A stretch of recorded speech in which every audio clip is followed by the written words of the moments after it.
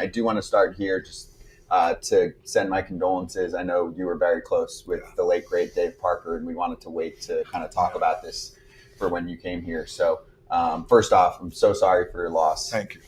Dave Parker was just such a fun guy to learn about. For me, I didn't get to watch him, obviously, but to learn about as a player. I mean, had swag way before the game had swag. Right. But what can you tell us about Dave for those that didn't know him or weren't able to watch him play? Well, Dave is like a gentle giant. He was one of those guys that he cared for others more than it seemed like he cared for himself, to be honest with you. You know, the thing is, when you walk in the door and he see the potential in you, he take you under his wing, he teach you the ropes. You know, he shows you things without him trying to teach you how to play this game. He'll show it to you. And a lot of things that I took from it when I first met Dave, when they brought him to Milwaukee, is that he don't like rules. so Dave, you know, the Zumba pants they was using back in the day, these loose pants, and then they tried to implement a dress code, and Dave didn't go against the dress code. He just showed up with the same Zumba pants on, and the next day, and he basically told them that I wear what I want to wear. So this guy here, he was a soldier, man. And when I sat back and watched him, and he always told me, he said, when you're the man, you can make things that happen in the way you want them to happen. And he said, you know, you don't have to follow everything I do, but just follow my lead when I'm doing the right thing. That we were just talking about how teams don't get veterans in. I was just looking at it. You know how old he was when you played with him? I think he was 40. 39, 40 years old. Wow. He was an all-star. Yeah, all-star. The year before, you know, we're talking like war, negative war, barely anything, all that stuff. They still brought him in. Yeah. This is just a prime example of teams used to get veteran guys in and what kind of impact that made on your elite career. Yeah, absolutely. It was huge for me because I was 18, 19 years old when I made it to the big leagues, and that automatically told me I was the starting shortstop. And when I got there in spring training, they decided they wanted me to play third. And I was like, okay, I spent all this time in the minor league playing shortstop. I'm 2 years out of high school. I've never played third base. I'm not playing third base. I'm looking at Jose Canseco walk up there. These guys are real close to you. And I'm like, I say, you know, who you're replacing me with is not Cal Ripken Jr. And even if it was, I still wouldn't want to move. And they just moved me for no reason. But that's when they brought in Dave, and I struggled with that decision. And when they brought Dave Parker in, and basically he used to, every media session I had, he would stand next to me and he would handle all the questions. He wouldn't let the people deal with me in a certain way because he was basically letting people know I was just a kid. You know, this kid doesn't know nothing about the media. He knows nothing about Milwaukee. This is a culture shock, and y'all treat them like this. And so what that allowed me to do is go out and lead the team in hitting that same year. And then the next year they got rid of him. And then I went back to struggling. So that's what he meant to me. That's amazing. It was everything. That's so great to hear that from a veteran guy. But now here's my real question. Was he the best trash talker you ever played with? All time. All time. Some of the quotes you said are unbelievable. All time. Like his sharpness and quickness with whatever, you know, he called Robin Yount General Custer. He called Paul Marley the smartest white man in the world. He told Greg Vaughn, I wouldn't want you dating my daughter. He told Darryl Hamilton, would you rather have a nose full of quarter or $1 million? That's how big his nose. So he was just so off the top with this. It was like he had everybody loose and laughing, and it's a wonderful place. He's a wonderful guy to be around and play baseball in front of because he had everything loose. What did it mean to him to get elected to the Hall of Fame? And to me, the biggest tragedy is that he's not going to get to do the speech or be there when he actually gets inducted into the Hall of Fame. But at least he got to know he was going to a place where he should have been a long time ago. Well, that's the part where it was hard for me. You know, his wife is wonderful. Kelly is an amazing woman. I was crying the whole day.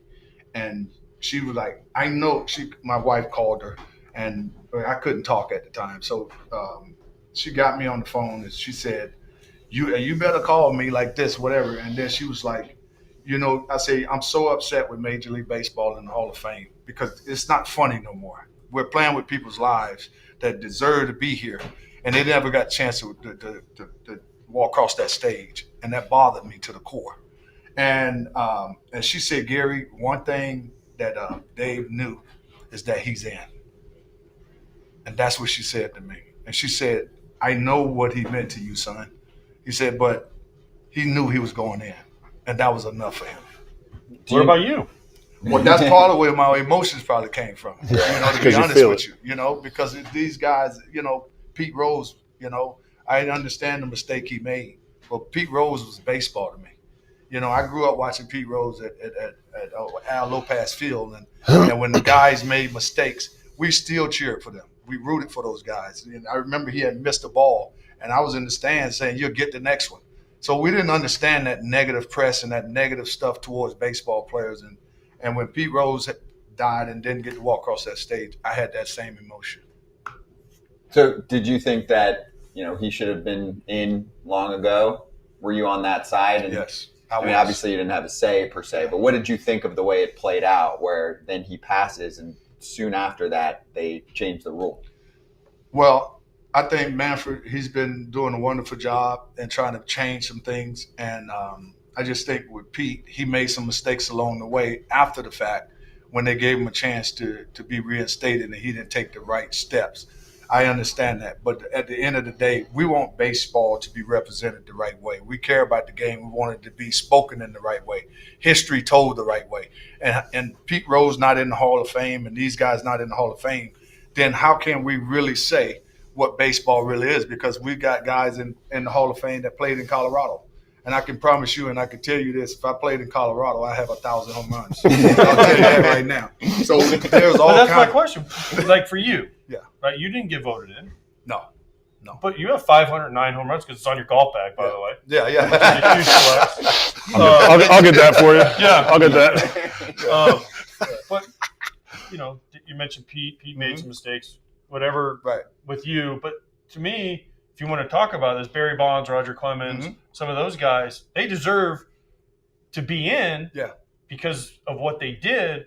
But then I also look at other people, Alex Rodriguez, for what he did, but he did it after this stuff was not like allowed, and he missed a year because he cheated so badly, right? So that's, to me, is where it's a different thing because I don't know. Like, to me, I look at 509 home runs.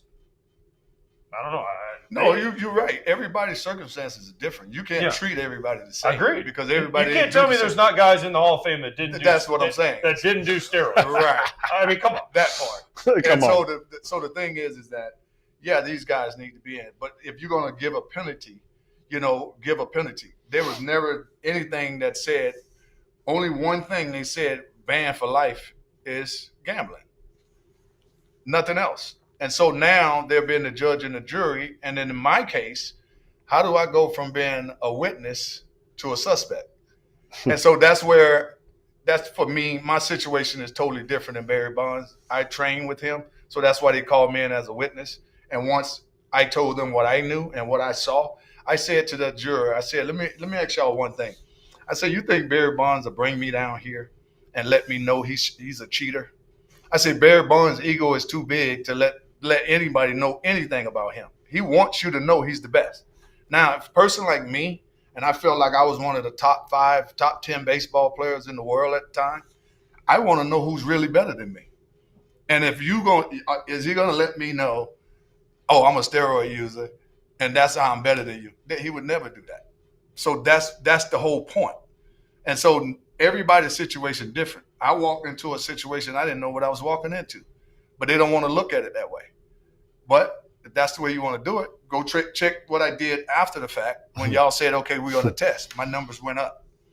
Everything I did went up. So I look at all of this as I would suggest everybody put their cards on the table.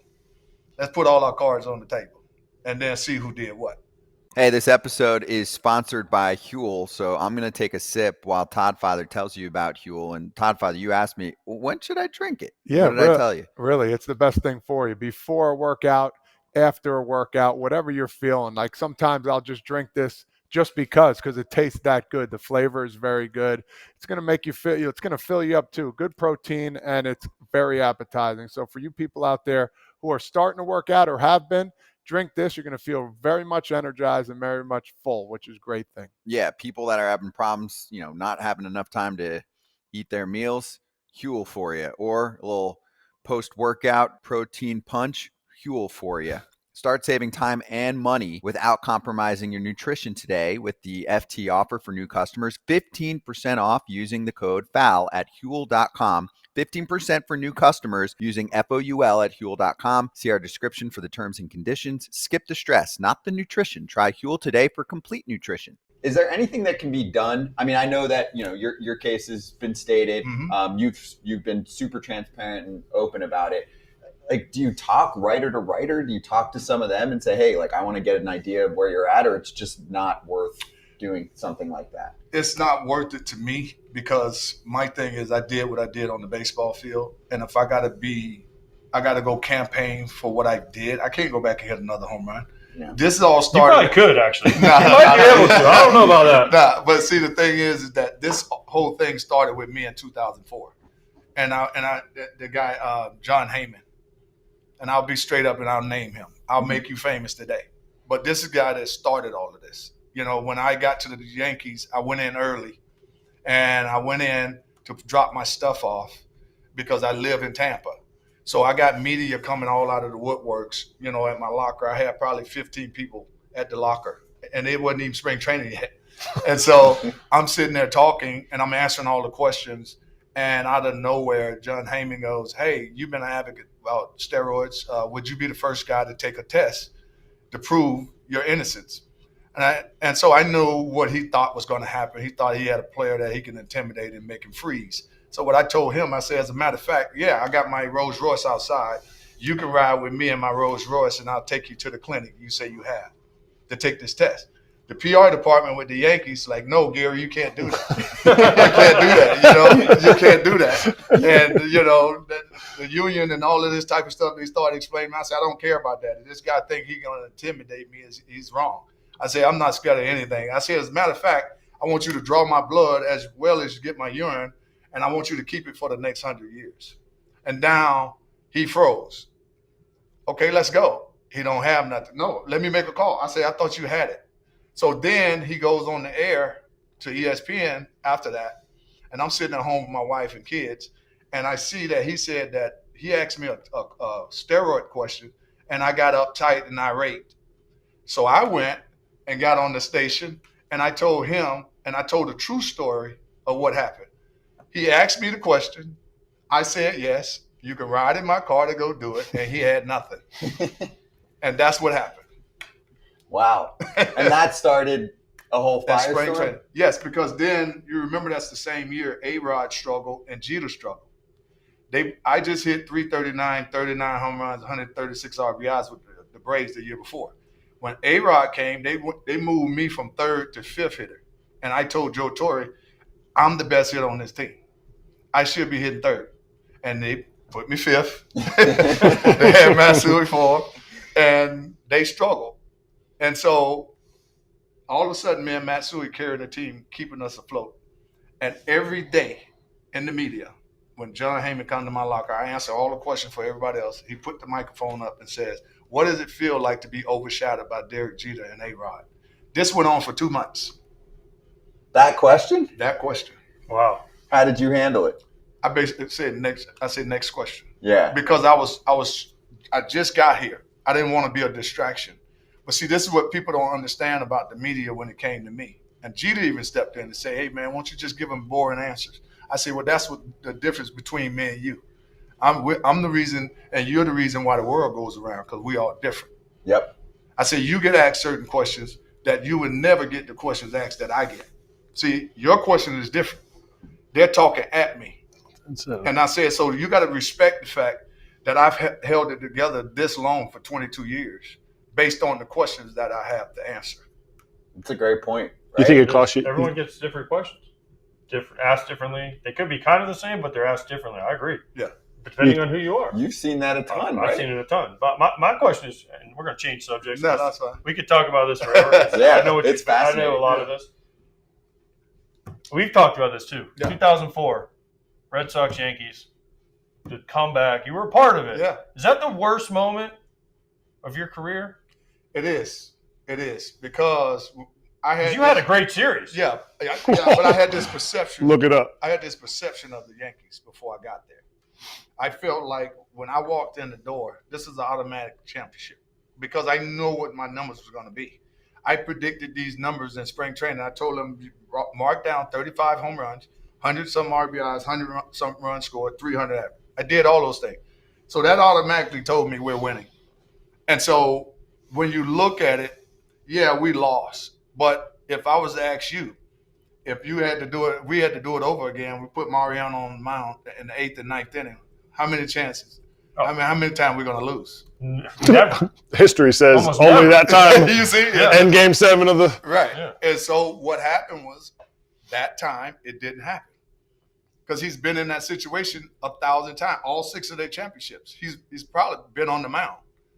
Now, when it came to 2004 and against the Angels as well, he was on the mound. We was winning. And he lost. I wouldn't say he lost. We all lost. But he was standing on the mound when we didn't win that game. That's good stuff. That's a good way to look at it because, Yeah. like, you could sit there and be bitter. You could Yeah. sit there and be whatever, Right. selfish. Like, oh, I did all my like. Yeah.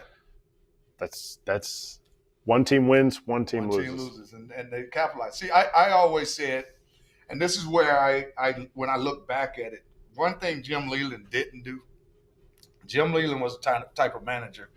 He would not let you see the pitchers that he's going to depend on for us to get you out with. Like, say, for instance, the Florida Marlins. We recruited 3 players in December, left-hand pitchers, just for Barry Bonds, just for him. And I guarantee you, during the season, Barry Bonds didn't get to face him at all. But we would set it up for everybody else, but he knew those 3 guys can get Barry Bonds out. And he would not let him see him. And what happened when we got to the playoffs, every time Barry Bonds' 3rd at-bat and 4th at-bat, he would see these lefties coming in. He got 2 chances during the game to beat us. And if he didn't, those next 2, you get matchup problems. Some people playing chess, some people playing checkers. That's right. Right. And so what the disadvantage Mariano faces facing Boston, we're facing them 18 times. And he's closing out every game that we win. And so you can start seeing the at-bats during the season get better and better against him and better. And I'm like, that kid Millar, he kills him. But you're facing him, you got 15 at-bats off of him before the playoffs come. He was kind of the fake Gary Sheffield too, by the way. Yeah. Millar killed him. Yeah, He had a Millar. little bit of a you were all the way. You Millar remember the fake. Moeller guy too, the third baseman? Yeah. They Yeah, at-bats start getting better against Moeller. Yeah. Mhm. And so that's what I think. Face him 15 times a year. Wait. Yeah. Wait, so you're saying in the playoffs when you throw the same pitchers again and again and again and again Yeah. for 7 games that you Yeah. can't Right. you get better? Yeah. Muscle memory? Wait, there's no way. But There's no that's way. why No they're way. in the bullpen too, right? Yeah, there's no way that could They ever don't need to happen. be seen but once. Hey everybody, be sure to like and subscribe for more content. We're back here every weekday, all year long, so do not miss an episode. The videos are coming in all day. Here's another video you might enjoy. Baseball the way it should be covered.